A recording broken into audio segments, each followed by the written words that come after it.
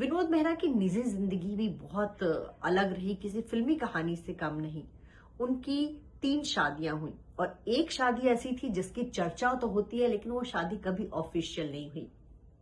विनोद मेहरा की पहली शादी हुई थी मीना ब्रोका से और ये शादी उनकी मां ने करवाई थी। विनोद मेहरा की लाइफ में उनकी मां का बहुत दखल था। उनको वही करना पड़ता था जो उनकी मां कहती थी। तो मीना ब्रोका से उन्होंने शादी तो कर ली, लेकिन उनकी मीना ब्रोका के साथ बन नहीं रही थी। उसी दौरान इस शादीशुदा लाइफ में इतना तनाव था कि विनोद मेहरा को हार्ट अटैक हुआ। उसी दौरान विनोद मेहरा विंध्या गोस्वामी के साथ एक फिल्म कर रहे थे और फिल्म के सेट पर वो विंध्या गोस्वामी के करीब आते चले गए।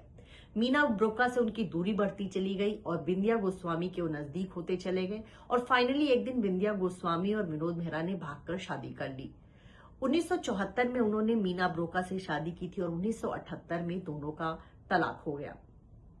लेकिन विंध्या गोस्वामी के साथ भी बहुत लंबी पारी जो है इनकी शादी की नहीं चल पाई। 1984 में दोनों अलग हो गए। विंध्या गोस्वामी विनोद मेहरा को छोड़ के जो है जेपी दत्ता के साथ भाग गई। उनकी फिल्म में काम कर रही थी और फिल्म के सेट पर उनके प्यार में पड़ गई और वो जेपी दत्ता के साथ भाग गई। एक बार फिर से विनोद मेहरा की लाइफ में भूचाल आ गया और फिर 4 साल बाद एक बिजनेसमैन की बेटी किरण मेहरा से उनकी मुलाकात हुई और फिर दोनों की शादी हुई।